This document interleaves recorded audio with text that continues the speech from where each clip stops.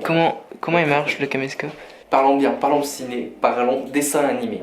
Aujourd'hui, pour faire des dessins animés, on utilise des techniques modernes, on fait de la 3D, on fait du motion design, on utilise des trucs à beaucoup plus évoluer. Mais avant, les premiers dessins animés, au début du XXe siècle, ils n'étaient pas faits avec des ordinateurs, et encore moins en 3D. Du coup, aujourd'hui, on se pose la question de comment ils étaient faits les dessins animés avant. Comment, il y a 50, 70 ans, ils tournaient ces dessins animés, parce que c'était quand même quelque chose qui se faisait beaucoup.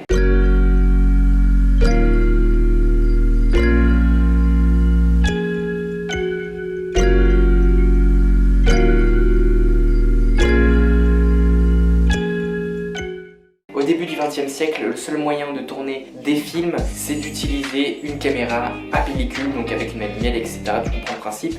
Tu vois la caméra, tu as une image qui s'affiche là maintenant. Le meilleur moyen qui a été utilisé pour tourner des dessins animés à l'époque, c'était tout simplement de prendre des dessins, donc de faire...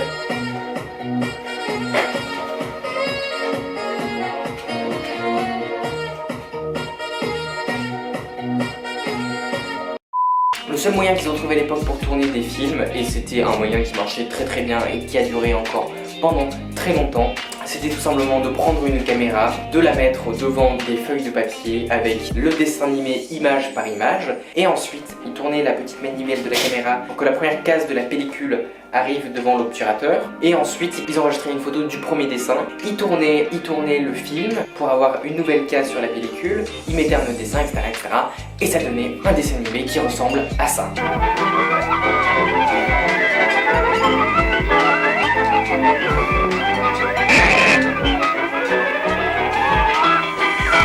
J'ai fait l'acquisition il y a un an d'un livre qui s'appelle « Comment faire un dessin animé ». Est-ce que tu peux m'incruster un mouton? Stop, pause Covid. Arrête, ça peut attaquer les peaux. Ça crépite. J'ai fait l'acquisition il y a un an d'un livre hyper intéressant qui s'appelle « Comment faire un dessin animé ». Ce livre il est hyper intéressant parce qu'il date de 1952, soit 1952, donc il y a quand même un petit paquet d'années, 70 ans à peu près. Et dedans, on y retrouve toutes les techniques pour pouvoir tourner un dessin animé à la pellicule. Vous verrez vos livres à la page 48.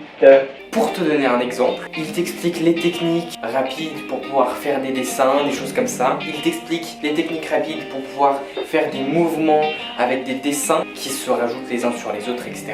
Mais surtout, ce que j'ai trouvé hyper impressionnant, et c'est ça qui montre comment c'était fait en fait à l'époque, il y a des tableaux qui t'expliquent à combien de distance il faut que soit la caméra du papier en fonction de la taille de ton papier et en fonction de la focale de l'objectif de ta caméra. Est-ce que tu vois à quel point c'est poussé? Moi, ce que je trouve hyper intéressant, c'est de voir l'évolution qu'a eu le dessin animé. D'où est-ce qu'ils sont partis et ensuite comment est-ce qu'ils sont arrivés jusqu'à aujourd'hui à la 3D. C'est une évolution qui est quand même dingue de se dire qu'aujourd'hui ils font exactement la même chose, des dessins mais sur ordinateur. Après, il y a plein d'autres techniques pour faire des dessins animés. Il y en a aujourd'hui qui font de la 3D, il y en a qui font encore du dessin avec une tablette graphique par exemple. Il y a sûrement encore des films qui se tournent en pellicule parce que c'est toujours bien d'avoir un grain. Il y a des films qui se tournent avec des appareils photo. Et pour te donner un exemple, les films, tu vois, un peu en pâte à modeler, genre Chicken Run, genre Wallace et Gromit, et ben tous ces films, ils ont été tournés avec une caméra en pellicule, même principe qu'ils utilisaient au tout début, sauf que la seule différence, sauf qu'au lieu de filmer une feuille de papier avec des dessins qu'ils animaient image par image, tout simplement, ils créaient entièrement des décors avec des matériaux de type matériaux. Ils faisaient leurs petits personnages en pâte à modeler, après dans la réalité. Oh, mais t'as bougé la caméra! Ils recréaient entièrement des décors et les personnages n'étaient pas spécialement en pâte à modeler mais des matières spéciales pour pouvoir animer image par image. Et donc du coup ces petits personnages qui étaient en pâte à modeler, les animaient image par image. Ils prenaient une photo sur le film, ils avançaient au fur et à mesure et ensuite ça donnait un film qui était déjà construit parce que il était tout seul fait comme ça sur la pellicule. C'est des techniques que je trouve hyper intéressantes et que je pense que je vais essayer d'expérimenter sur cette chaîne parce que c'est des trucs incroyables. Moi j'adore tout ce qui se rapporte à l'ancien cinéma et ça me passionne. Donc du coup, je pense que je vais essayer de faire des expériences qui ressemblent un peu à ça, essayer de faire des trucs comme avant avec de la pellicule, du 16 mm, du 35. On va essayer de bricoler un truc et faire un truc chouette. Et du coup, voilà. J'espère que tu as appris quelque chose durant cette vidéo. Tu as une playlist qui te permet de voir toutes les vidéos que je fais depuis le début du mois, parce que depuis le début du mois, je fais une vidéo par jour. Et du coup, c'est chouette. Du coup, va les voir. Dis-moi un peu en commentaire ce que tu as envie de voir comme vidéo, comme question. Si tu as des questions qui se rapportent avec le cinéma, si tu as envie de t'abonner, bah tu peux, c'est gratuit. Moi, je te dis bonne journée. Bonne année. Bonne année, bonne santé. Tchuss.